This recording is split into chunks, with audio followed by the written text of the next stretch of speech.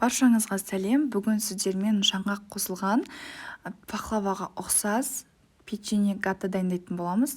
Аталуы өзі сондай. Өте жұмсақ болып шығатын песочный тестаның рецептіне бөлісетін боламын. Видеоның соңына дейін мұқият қараңыздар. Егер сіздерге рецепт ұнаса, лайк басуды ұмытпаңыздар.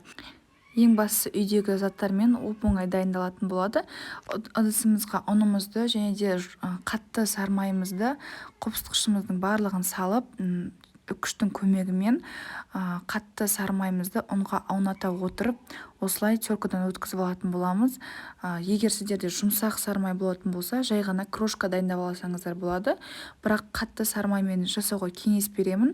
Енді осылай әдемі крошка дайындап алатын боламыз. Сармайымыздың барлығын езіп, одан кейін бір жұмыртқамызды, қаймағымызды салып, қаймақ қою болса да, ұнды көп болып кетуі мүмкін. Егер қаймақтарыңыз сұйық болатын болса, ұн қажет болуы мүмкін. Сондықтан да қаймаққа байланысты бұл жерде менде қаймақ қою болғандықтан артық ұн қоспай, жай ғана осылай бір жұмыртқа екеуін араластырып, артық ұн қоспай, осылай әдемі қамыр илеп шығардым. Егер сіздерде қаймақ сұйық болатын болса, кішкене ұн қосып жіберулеріңізге болады. Қараңыздар, осылай әдемі жұмсақ қамыр шықты. Ашытпаймыз, жай ғана демалдырып қоямыз, бетін жауып.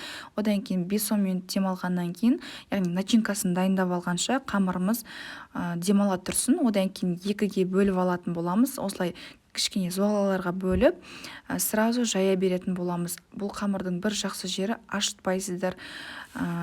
Одан кейін осылай 4 бұрышты етіп, немесе домалақ етіп жайсаңыздар да болады, бірақ рулет секілді орайтын болғандықтан 4 бұрышты етіп жайып аламыз. Одан кейін крошкасын дайындайтын боламыз, яғни ұн, сармай, шекер, орех салып, барлығын осылай жақсылап араластырып аламыз да, жаңағы қамырымызға бірден начинкамызды 2-ге бөліп салатын боламыз. 2 қамырымызға теңдей 2-ге бөліп саламыз. Осылай әдемі көріну үшін мен ирек пышақпен кестім. Арнайы листімізге салып, пешімізді қыздырып қоямыз. Одан кейін тағы да бір рет көрсетіп жіберейін. Қараңыздар, қамырларыңыз өте жұқа, қалың болмау керек.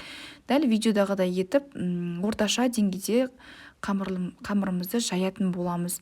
Жаңағы начинканың жартысын салатын боламыз. Бір жақсы жері, бұл жерде қамырға сармай жағып отырмайсыздар. Өйткені жаңғаққа сармайды бірден қосып жібердік қой. Одан кейін пышақтың көмегімен кессеңіздер де болады, бірақ осыны ирек пышақтың көмегімен кессеңіздер өте әдемі болып шығады. Одан кейін жұмыртқамызды жағып, қызып тұрған пеште 200 градуста пісіріп алатын боламыз. Егер сіздерге рецепт ұнаса, сақтап алыңыздар, міндетті түрде дайындап көріңіздер, ас болсын.